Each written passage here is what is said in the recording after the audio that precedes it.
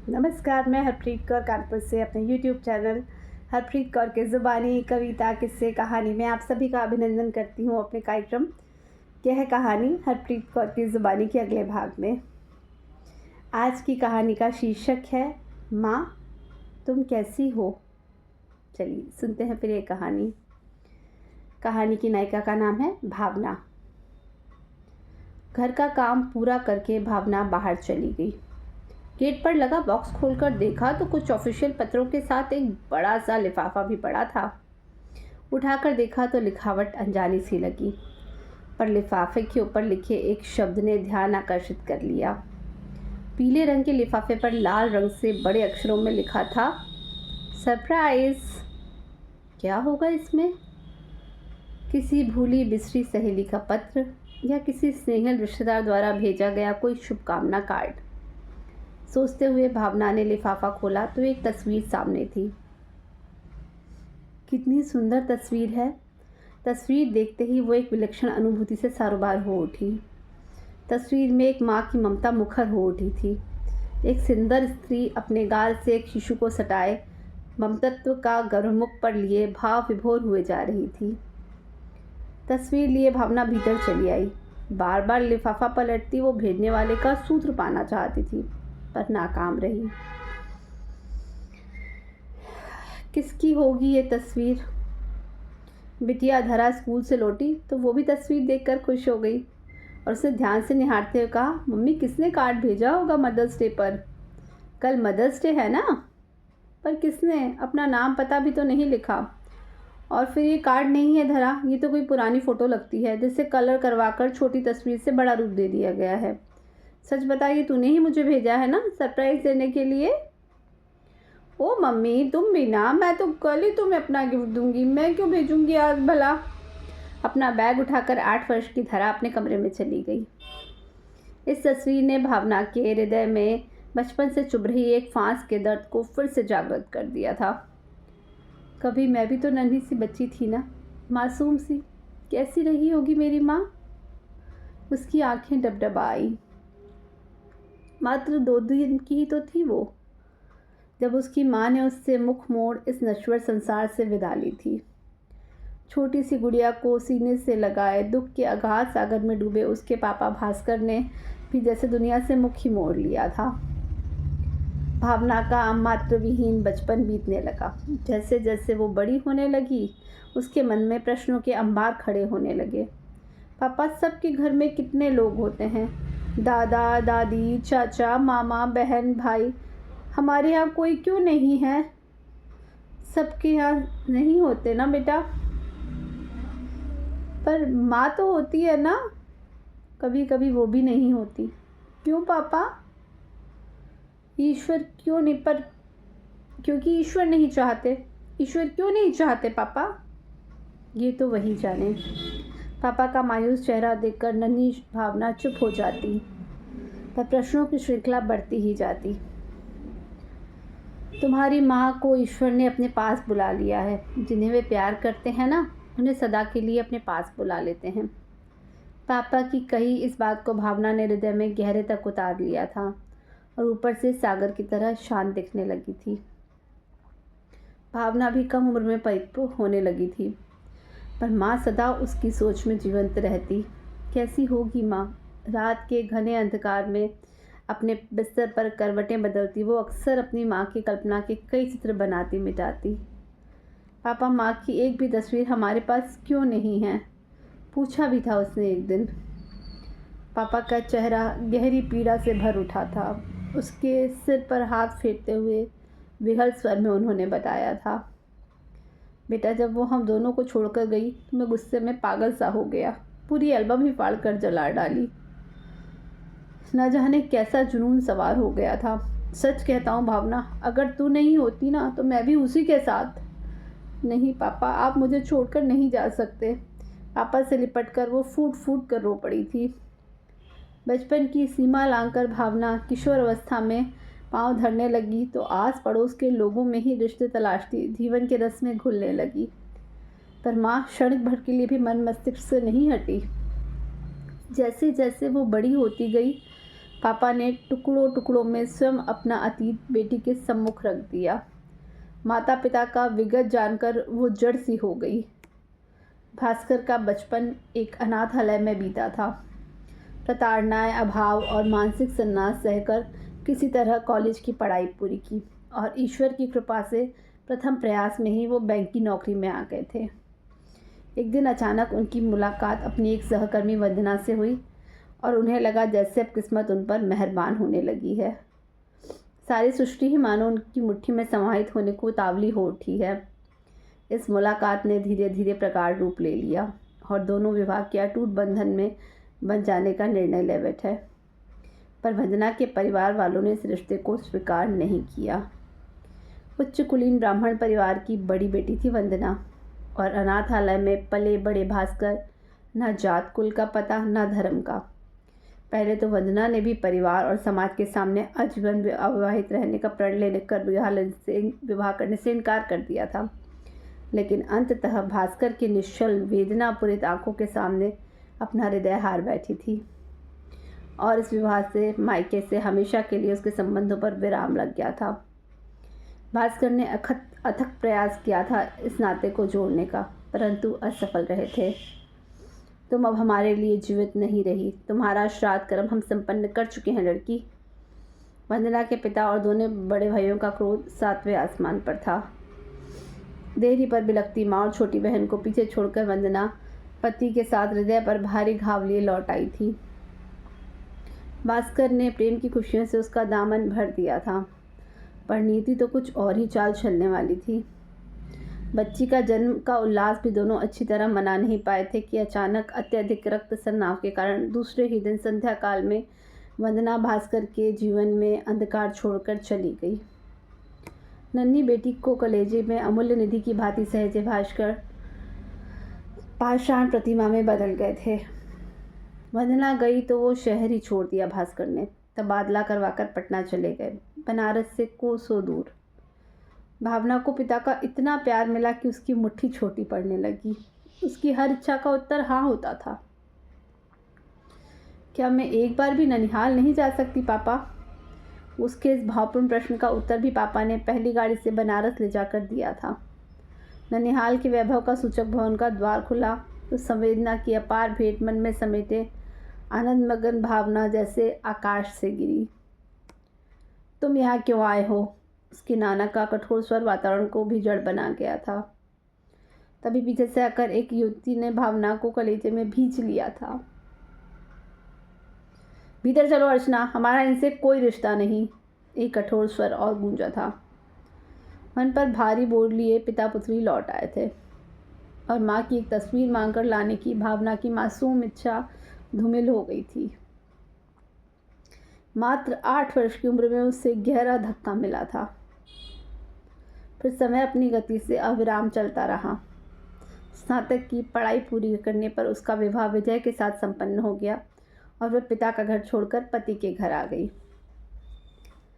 ममतामयी सास और 2 बड़ी स्नेहमयी ननंदों के साथ प्यार से उसका रिक्त दामन भर उठा, पर मन में से फांस नहीं निकली। न जाने कैसी होगी मेरी माँ। वो कई बार बचपन में आईना देखकर सोचती, क्या वो मेरे जैसी ही थी? तुम तो बिल्कुल मुझ पर गई हो भावना। कहते हैं ना, पितृमुखी सदा सुखी। पिता और उससे जुड़े सभी लोगों की इस बात ने उसके मन में बन रहे माँ के बिंब को पुनः धुंधला कर दिया था। पति विजय एक सुलझे हुए इंसान थे। ईश्वर ने सुख की हर किरण से भावना का अंतर्मन आलोकित किया था। धरा का जन्म हुआ तो उससे लगा वो परिपूर्ण हो गई है, पर नन्ही धरा को सीने से लगाकर अक्सर वो धरा में स्वयं को और स्वयं में अपनी अनदेखी माँ को जी उठती थी। मैं तुम्हारी हर इच्छा पूरी कर सकता हूँ भावना, पर मैं समझ नहीं पाता कि तुम्हारी इस पीड़ा का मैं क्या उपाय करूँ। कभी कभी विजय भी बेहद दुखी हो जाते थे। उसने तो इस दर्द को सहेजना सीख लिया था, पर आज इस तस्वीर को देखकर ना जाने क्यों उसकी वेदना फिर मुखर हो उठी थी। मम्मी, आज खाना नहीं मिलेगा क्या? धरा उसके कंधे पर झूल गई तो वर्तमान में लौटी। खाना खाकर धरा तो सो गई, पर भावना रात भर करवटें ही बदलती रही। दूसरी सुबह धरा को स्कूल भेजकर वो घर के कामों में लग गई। विजय शाम को लौटने वाले थे। उसे पति का मनपसंद खाना भी बनाना था। तभी फ़ोन की घंटी बज उठी। हेलो, उसने कहा, मुझे भावना से बात करनी है। दूसरी ओर से एक नारी स्वर उभरा, मैं भावना ही बोल रही हूँ। आप कौन? तुम मुझे नहीं जानती बेटा, पर मैं तुम्हें अच्छे से जानती हूँ। कैसे? एक ऐसे व्यक्ति के माध्यम से जो तुम्हें बहुत प्यार करता है। वो हंसी। कहीं रॉन्ग नंबर तो नहीं लग गया? भावना सोच में पड़ गई, फिर बोली, शायद आपने गलत नंबर पर डायल किया है। नहीं भावना, मुझे तुमसे ही बात करनी है। कभी कभी खून के रिश्ते भी कितने बेमानी हो जाते हैं ना, गैरों से भी ज़्यादा पराये अपने लगने लगते हैं। और कभी कभी एक ऐसा व्यक्ति जिससे रक्त संबंध नहीं होता, वो अचानक परायेपन की पीड़ा झेल रहे खून के दो अटूट रिश्तों को फिर से जोड़ देता है ना आश्चर्य की बात? उस स्त्री ने कहा तो भावना हतप्रभ रह गई। आप पहेलियाँ क्यों बुझा रही हैं? अन्यथा मैं फ़ोन रख देती हूँ, अपना परिचय दीजिए। भावना आपाक होने लगी थी। मैं आ रही हूँ भावना, मेरा इंतज़ार करना। और हाँ, तुम्हें एक सरप्राइज़ तो मिला ही होगा ना? उधर से कहा गया और फ़ोन कट गया। सरप्राइज़? क्या वो तस्वीर पर ये है कौन? भावना पशु-पश में पड़ गई थी। शाम को विजय दौरे से लौटे तो उन्होंने सारी बातें बताकर भावना ने वो तस्वीर दिखाते हुए पूछा, किसने भेजी होगी ये तस्वीर? मुझे तो लगता है किसी ने मजाक किया है। अगर नहीं तो प्रतीक्षा करो, शायद कोई सचमुच आ जाए। विजय हंस पड़े थे। सुबह कॉल बेल बजी तो भावना ने दरवाज़ा खोला। सुंदर, इस सौम्य व्यक्तित्व की धनी, लगभग 50 वर्ष की स्त्री स्निग्ध वात्सल में ये मुस्कान लिए द्वार पर खड़ी थी। तुम भावना हो ना? उन्होंने आगे बढ़कर उसे गले से लगा लिया। तो भावना ठगी सी खड़ी रह गई। जी, आप कौन? अरे मौसी जी, आप आ गई। तभी विजय ने कमरे में आते हुए कहा और उनके चरण स्पर्श किए। भावना की समझ में कुछ नहीं आ रहा था, पर जैसे जैसे सत्य सामने आता गया, संशय की परतें हटने लगी। वो आश्चर्य मिश्रित खुशी से खिल उठी। आप मेरी माँ की सगी बहन हैं? हाँ बेटा। वंदना दीदी की मृत्यु के बाद जीजाजी ने अचानक ही शहर छोड़ दिया था। मुझे लगा था कि इस रिश्ते की डोर अब कभी नहीं जुड़ पाएगी, पर किसी ने सहसा इस खंडित डोर को फिर से जोड़ दिया। मौसी ने भावविह्वल होकर कहा। तो भावना ने पूछा, किसने? सब बताऊंगी, पहले ये तो बता तस्वीर कैसी लगी, वो सरप्राइज़। तस्वीर? हाँ, तेरी और वंदना दीदी की तस्वीर जो मैंने भेजी थी, मौसी ने कहा तो वो अचानक भागकर वो तस्वीर उठा लाई। माँ, तुम कितनी अच्छी थी। वो बिलक बिलक कर रो पड़ी थी। मौसी यादों का पिटारा खोल रही थी। माँ, बाबूजी और भाइयों के लिए तो दीदी मर चुकी थी, पर मेरे लिए वो बहुत ख़ास थी। मैं अपनी बहन से बहुत प्यार करती थी। तभी तो उनके एक फ़ोन कॉल पर घर में बिना किसी को बताए अस्पताल दौड़ी चली आई थी। अर्ची, तू एक गुड़िया की मौसी बन गई है। क्या उसे देखने का तेरा जरा जी नहीं कर रहा? बस दीदी के शब्द मेरे कानों में गूंज रहे थे, बाकी सब कुछ मैं भूल गई थी। पालने में लेटी बिटिया को निहारती दीदी ममता की प्रतिमूर्ति लग रही थी। अच्छी, क्या इसे देखकर भी माँ बाबूजी मुझे क्षमा नहीं करेंगे? दीदी रो पड़ी थी। तुम्हें पालने से उठाकर कलेजे से लगा लिया था मैंने, और मैंने इस अद्भुत क्षण को साथ लाए कैमरे में उतार लिया था। उसी क्षण ली गई तस्वीर एक दिन तुझे सौंपकर इतना आनंद पाऊंगी, कभी सपने में भी नहीं सोचा था। मैंने भी तो सपने में नहीं सोचा था कि माँ की एक झलक भी कभी देख पाऊंगी। अरे, आप मुझ तक पहुँची कैसे? भावना ने उत्कुंठित होते हुए पूछा। उसके माध्यम से जो तुमसे बहुत प्यार करता है, जो माँ के प्रति तुम्हारी निष्ठा और को देखने की तुम्हारी उत्कंठा का साक्षी रहा है, वह जिसने सप्तपदी के समय लिए हर वचन का अक्षर अक्षर पालन किया है कि वो तुम्हारी हर खुशी का ख्याल रखेगा। क्या विजय ने ये रिश्ता पुनः जोड़ा है? पर कैसे? भावना का अंतर्मन आह्लाद की नई फुहारों से भूग उठा। ओहो, तभी वो बार बार उसके ननिहाल के बारे में पूछते रहते थे। पिछले वर्ष पापा की मृत्यु के बाद भी उन्होंने वहाँ सूचना भेजनी चाहिए थी, पर भावना ने ही मना कर दिया था कि पापा के साथ ही वो रिश्ता भी मर गया। भावना ने प्रश्नवाचक स्निग्ध दृष्टि पति पर डाली तो विजय ने पूछा, माणिक के कारण मैं मौसी तक पहुंच पाया। माणिक वही ना जो आपके सहकर्मी हैं? एक दो बार घर भी आ चुके हैं। हाँ, वही माणिक। एक दिन बातों ही बातों में बताया कि वो जिनके मकान में रहता है वो लोग नारायणपुर के रहने वाले हैं। तो मैं चौंक पड़ा। नारायणपुर यानी तुम्हारा ननिहाल। जब मैंने माणिक को बताया कि वह मेरी पत्नी का ननिहाल है और मैं उसके मकान मालिक से मिलना चाहता हूँ, तो मुझे अपने साथ अपने घर ले गया। नारायणपुर में किसी के घर आपकी पत्नी का ननिहाल है? माणिक के मकान मालिक डॉक्टर विश्वजीत ने पूछा। तो मैंने बता दिया। पंडित विशंभरनाथ पांडे जी भावना के नाना हैं? क्या? अब चौंकने की बारी विश्वजीत की थी। क्या वो वंदना जी की बेटी हैं? उन्होंने पूछा। फिर तो आश्चर्यजनक रूप से टूटी कड़ियाँ जोड़ने लगी। विजय जी, पंडित विशंभरनाथ मेरे भी नाना हैं, उन्होंने स्नेह से मेरा हाथ थामते हुए बताया। विश्वजीत, तुम्हारी अर्चना मौसी के बड़े बेटे निकले।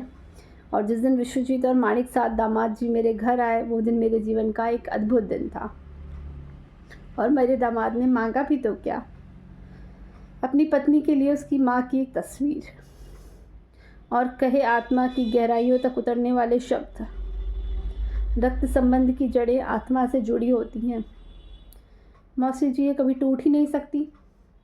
मुझे नहीं बताया कि तुम्हें हर बात में सरप्राइज़ देने की, लोगों को चौंका देने की आदत है। सोचा क्यों ना इस बार हम सब मिलकर तुम्हें बड़ा सा सरप्राइज़ देकर चौंका दें।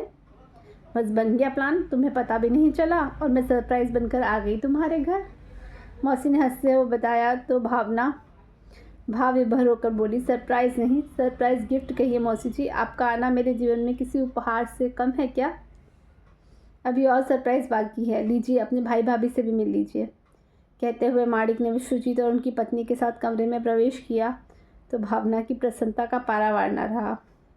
वो सबसे मिलकर भाव विभोर हो उठी।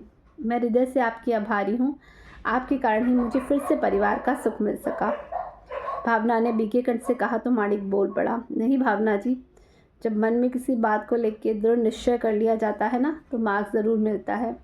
विजय की दृढ़ इच्छा शक्ति और आपके प्रति उसके स्नेह ने इस रिश्ते को जोड़ा है। मैं तो केवल माध्यम बना। केवल माध्यम नहीं, आज से आप मेरे बड़े भाई भी हैं। बाप रे, अचानक दो दो भाई? मैं तो गया काम से। तो कहावत है ना, सारी खुदाई एक तरफ, पत्नी का भाई एक तरफ। विजय ने कहा तो सभी हंस पड़े।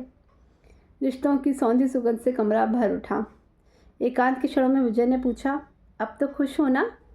बहुत खुश। बचपन से ही मैं जिस प्रश्न के उत्तर को लेकर जूझती रही हूँ, उसका उत्तर इतना मनोहर, स्नेहिल, अद्भुत और आनंददायक होगा, मैंने कभी सपने में भी नहीं सोचा था। कहती हुई भावना ने पति के कंधे पर सर टिका दिया था। नव प्रभात की प्रतीक्षा में रात ढल रही थी। बहुत शुक्रिया। यही थी कहानी। आप सभी को पसंद आए तो लाइक करें, कमेंट करें और मेरा चैनल हरप्रीत कौर की ज़ुबानी कविता किस्से कहानी सब्सक्राइब करें। शुक्रिया।